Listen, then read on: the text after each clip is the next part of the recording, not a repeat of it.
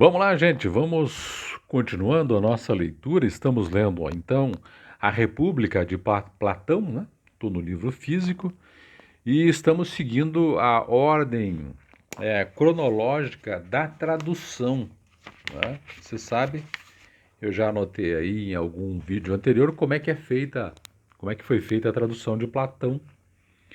Aqui é uma sequência, né, das obras de Platão. E aí, nessa sequência, nós vamos começar agora o item 368 A até o E. Show? Então vamos continuando. Espero que você esteja gostando da nossa leitura. Vou intercalando com uma ou outra fala minha a respeito do tema e vamos ver o que dá. Vamos lá. Ao ouvir estas palavras, eu, que sempre admirei as qualidades de Glauco e a de Manto, senti então um imenso deleite e disse: Não estava nada mal, ó filhos de um homem ilustre, o começo daquela elegia que vos dedicou o amante de Glauco, quando, ao elogiar o vosso papel na batalha de Mégara, disse: Filhos de Ariston, raça divina de um varão glorioso.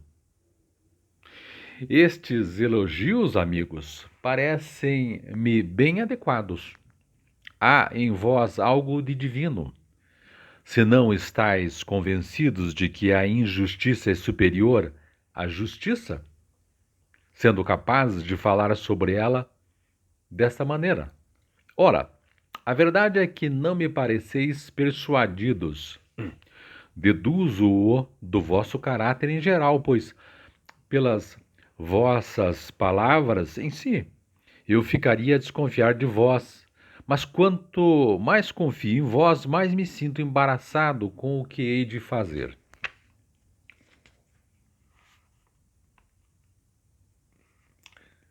Pois não tenho maneira de defender a justiça. Parece-me que sou incapaz. E a prova disso é que não aceitastes as palavras com as quais eu supunha demonstrar a Trasímaco que a justiça é melhor do que a injustiça. E, por outro lado, não posso deixar de a defender. Com efeito, tenho receio que seja impiedade que, atacando-se a justiça na minha presença, eu não a defenda, nem lhe acuda enquanto puder respirar e for capaz de falar. O melhor, portanto, é socorrê-la dentro dos limites da minha capacidade. Então, Glauco e os outros pediram-me que lhe acudisse com todos os meios e não deixasse terminar a discussão, mas que investigasse até ao fim qual a natureza de cada uma delas e qual a verdade acerca das respectivas vantagens. Porque alguns defendem a justiça, outros defendem a injustiça. Disse-lhes então qual era o meu parecer, que a pesquisa que íamos empreender não era coisa fácil, mas exigia, a meu ver, acuidade de visão. Ora, uma vez que nós não somos especialistas, entendo que devemos conduzir a investigação da mesma forma que o faríamos se alguém mandasse ler de longe letras pequenas a pessoas de vista fraca, e então alguma delas desse conta de que existiam as mesmas letras em qualquer outra parte, em tamanho maior e numa escala mais ampla. Parecer-lhes ia, penso eu, um autêntico achado que, depois de lerem primeiro estas, pudessem então observar as menores, a ver se eram a mesma coisa. Mais ou menos assim. Tudo que nós falamos até agora foram letras grandes que nós facilmente enxergamos. Vamos descer as minúcias agora, né? Fazendo uma tradução. Absolutamente, disse Adimanto. Mas que semelhança vês tu, Sócrates, com a investigação sobre a justiça? Vou dizer-te, respondi. Diremos que a justiça é de um só indivíduo ou que é também de toda a cidade? Olha que interessante. Eu lembro, acho que foi no vídeo passado, eu levantei essa hipótese de que justiça estamos falando no livro. E ele toca nesse assunto. Estamos falando do sentimento de justiça que nós todos carregamos na nossa mente? Ou estamos falando da justiça, digamos que mais formalizada, uma justiça do Estado? Não é? Também é, replicou. Portanto, a cidade é maior do que o indivíduo? Sim. Ó, vamos falar então a respeito de uma justiça da cidade, Deixa eu ver, eu acho que aqui terminou 368. Deixa eu só ver se o outro é muito extenso.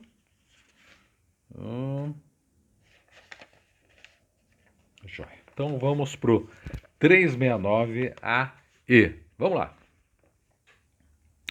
Então, talvez exista uma justiça numa escala mais ampla e mais fácil de aprender, que é uma justiça que transcende aquela justiça individualizada e tem a ver com o que ele acabou de dizer a respeito de uma pessoa que vê uma coisa com olhos e letras gigantes e letras menores. Se quiserdes, então, investigaremos primeiro qual a sua natureza nas cidades. Quando tivermos feito essa indagação, executá-la-emos em relação ao indivíduo, observando a semelhança com o maior na forma do menor.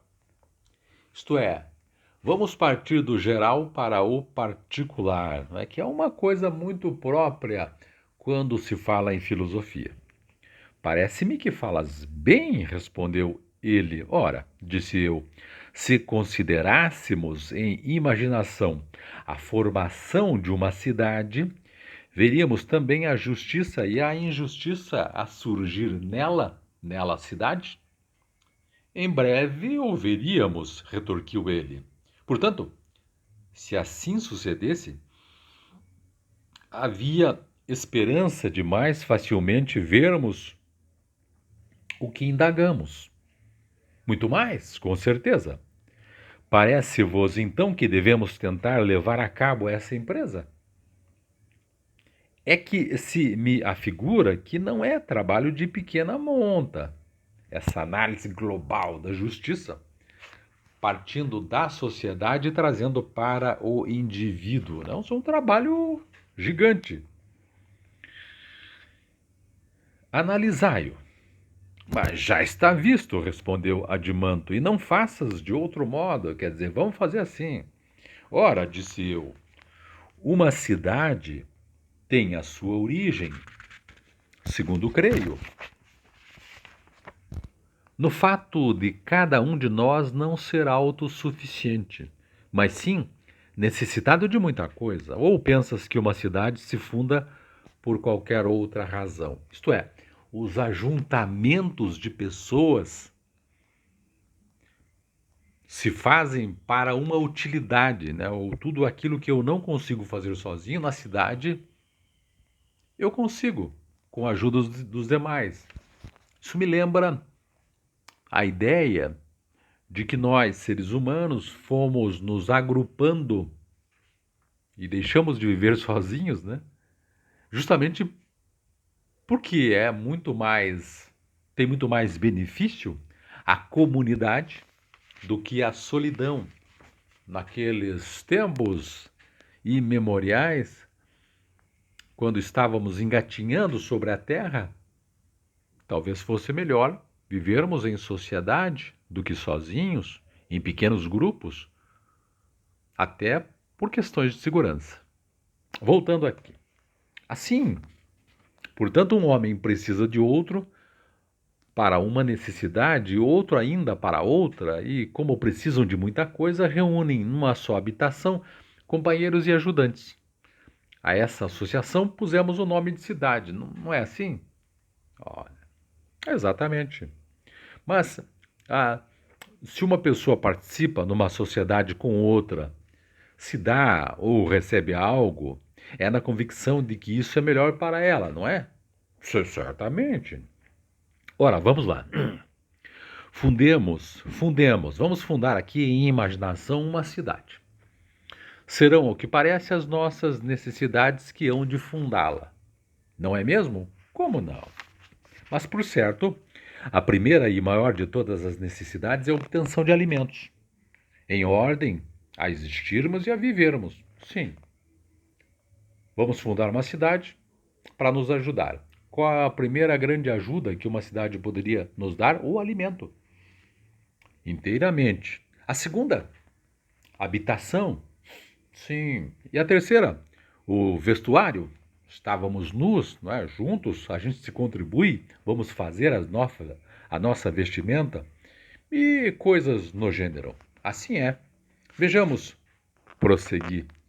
Como é que a cidade bastará para a obtenção de tantas coisas? Quer dizer, como é que uma cidade consegue tantas coisas para a gente?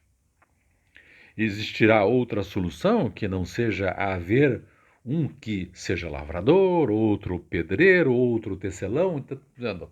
Para que se cumpra essa finalidade para todos, alguém tem que fazer essas atividades.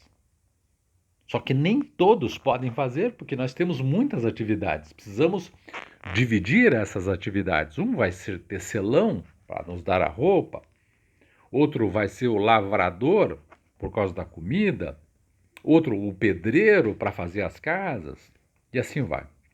Acrescentar-lhes-emos também um sapateiro ou qualquer outro artífice que se ocupe do que é relativo ao corpo, com toda certeza.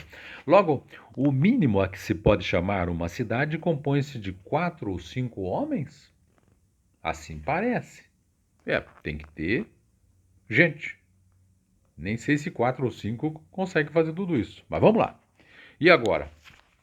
Deve cada um desses homens executar o seu trabalho próprio para ser comum a todos? Por exemplo, o lavrador sozinho fornecerá trigo para 4 pessoas e gastará o quádruplo do tempo e do esforço com a obtenção do trigo para depois partilhar com os outros? Ou preocupar-se-á apenas consigo e preparará a quarta parte desse trigo na quarta parte do tempo e os outros 3/4 gastá-los-á, um na construção de uma casa, outro na confecção de um manto, outro ainda de calçado, e sem as partilhar com os outros, terá as suas coisas fazendo por si mesmo o que é seu?